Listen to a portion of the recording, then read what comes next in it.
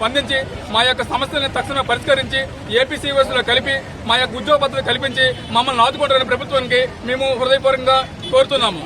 మా యొక్క లాక్డౌన్ సమయంలో జీతాలు ఒక అవుట్ సోర్సింగ్ ఎంప్లాయీస్ మేము కుటుంబాలతో పిల్ల పాపలతో పసులున్నటువంటి రోజులు కూడా చాలా ఉన్నాయి.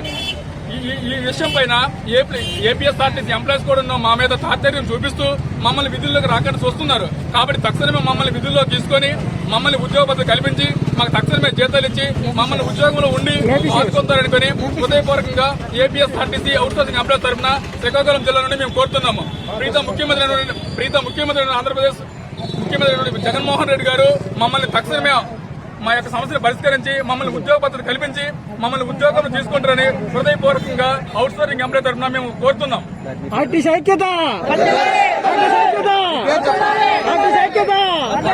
వర్మ మోహన్ రావు, శ్రీకాకుళం 1 డిపో.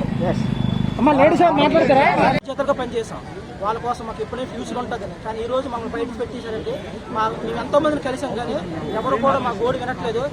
జగన్మోహన్ రెడ్డి గారు దయచేసి మా గోడు విని మమ్మల్ని విధుల్లోకి తీసుకొని, మాకు ఇంకేం కాదండి, మాకు 3 డిమాండ్స్ అండి. మమ్మల్ని విధుల్లోకి తీసుకొని మాకు జీతాలు చెల్లించి, మాకు రావాల్సిన ఆర్డినరీ జీతాలు చెల్లించి మమ్మల్ని ఏపీసీఓస్లో చేరిస్తే మాకు అదేనండి మేము కోరుకుంటే ఏమీ కాదు. జై జగన్ అన్న, జై జగన్, జై జగన్.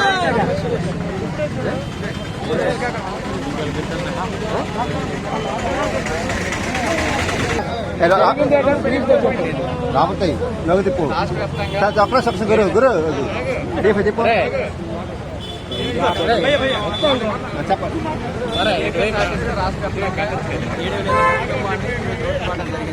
ప్రధానంగా ఈ కరోనా లాక్డౌన్ కారణంగా ఇంట్లో నుంచి రావద్దని అధికారులు మామూలుగా చెప్పడం జరిగింది. కానీ ఇప్పుడు మా పరిస్థితి ఏంటంటే ఇన్ఛార్జ్ కూడా కనుగొలేకపోతున్నాం. చాలా దారుణంగా ఉంది మా పరిస్థితి. మాకు ప్రధానంగా ఈ 6 నెలలుగా లాక్డౌన్ కారణంగా జీతాలు చెల్లించి మాకు విధుల్లోకి తీసుకొని మాకు ఏపీసీఓఎస్ గవర్నమెంట్ తీసుకోవడం జరుగుతుంది. మాకు ఇవన్నీ నెరవేర్చని మేము కోరుకుంటాం.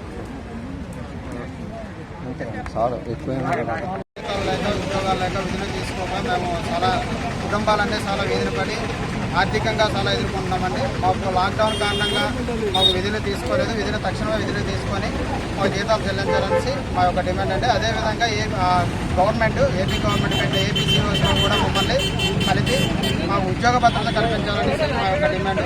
తక్షణమే అందరినీ విధుల్లోకి తీసుకోవాలనేసి మేము కోరుకుంటున్నాము.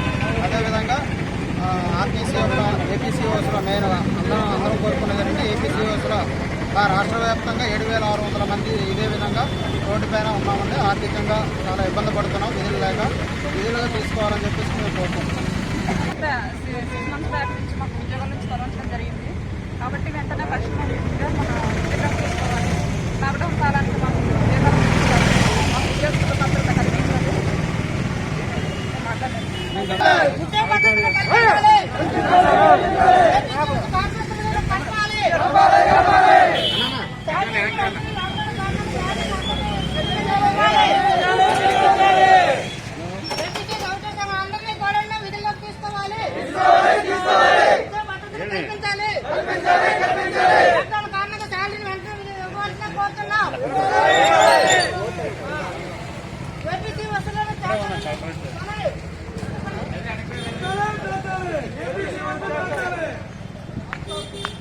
అది లాగిస్తారు దగ్గర పెట్టి